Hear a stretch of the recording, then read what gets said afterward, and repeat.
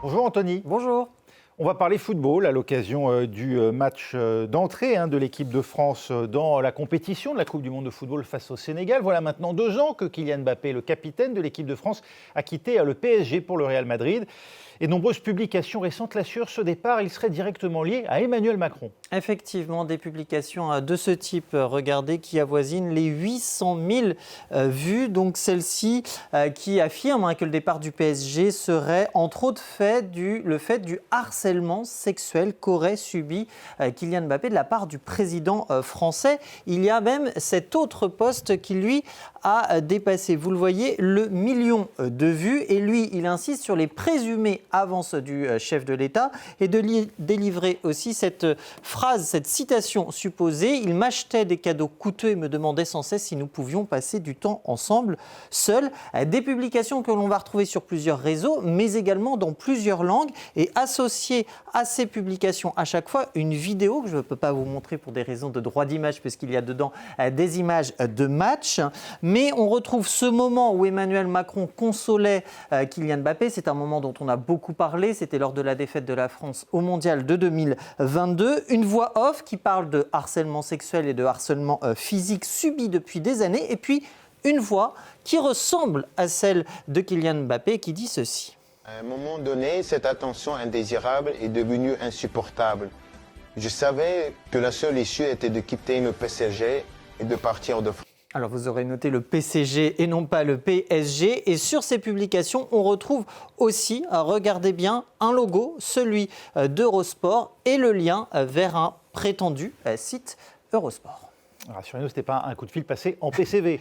En tout cas, rien de tout ça n'est vrai. Le site Eurosport a été victime d'usurpation. Oui, voici l'article qui a été mis en ligne le 4 juin dernier, vers lequel renvoient donc les publications. Et voici le vrai site de Eurosport, vous en conviendrez, c'est à s'y méprendre à quelques détails près toutefois. D'abord concernant l'adresse du site, puisque la vraie adresse du site c'est Eurosport sans tiret, contrairement à ce qui est indiqué dans le lien. On est dans ce qu'on appelle le typo-squatting, le fait d'utiliser un nom de domaine qui ressemble à celui qui est connu du public. La connexion dans le vrai site est sécurisée, ce qui n'est pas le cas dans le faux site. Il y a aussi l'heure qui est indiqué ici, PDT pour Pacific Daylight Time, contre GMT dans les vrais articles d'Eurosport.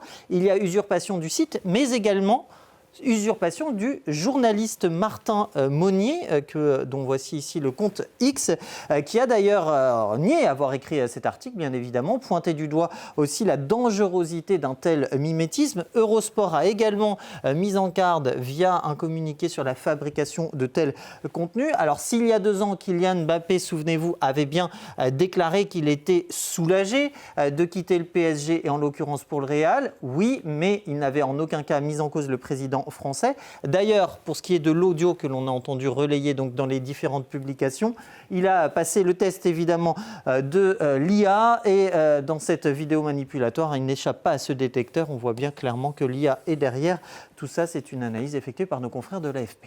On a une idée, Anthony, d'où vient cette fausse information ? Alors, 2 faux sites qui usurpent l'identité de vrais médias pour diffuser des infox, c'est une méthode qui est loin d'être inédite et qui nous dit forcément quelque chose ici parce qu'elle n'est pas sans rappeler les campagnes de désinformation pro-russes. Et à nos confrères de l'AFP, une source gouvernementale y voit une paternité quasi certaine à Storm 1516, cette opération d'influence russe identifiée par la France.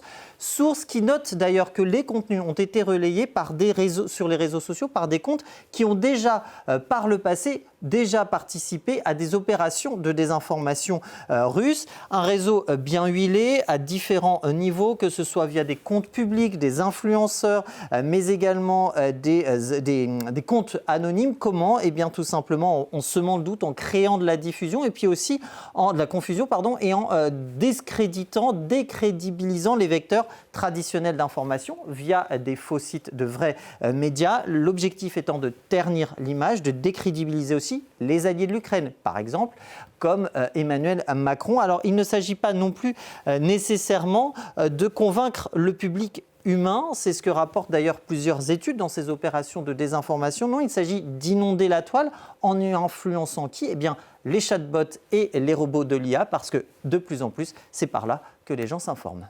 Merci Anthony, c'était Info Intox.